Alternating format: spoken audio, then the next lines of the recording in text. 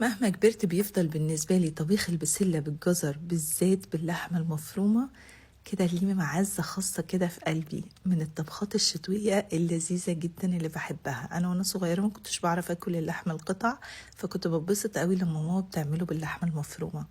تشوح اللحمة المفرومة في شوية سمنة بلدي لحد ما لونها يبدأ يتغير، بتنزل عليها بالبصل المفروم والسبع بهارات والفلفل الأسود، بتقلب كل ده كويس قوي. بعد كده بتنزل عليه بالبسلة والجزر وتقلبهم مع بعض وتغطي عليهم على نار هادية لما البسلة والجزر يستوي كويس. بعد كده بقى بتنزل عليهم بعصير الطماطم الفريش ومعلقتين حلوين من الصلصة عشان تاخد لون حلو، ونسيبها تتسبك كويس مع بعض وتاخد اللون الحلو ده.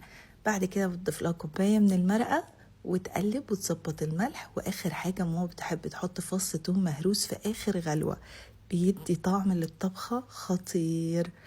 وتقدمها بقى بعد غلوة واحدة بس كده مع الرز الابيض المفلفل، بجد لذيذة قوي، لازم تجربوها بطريقة ماما. وبس كده.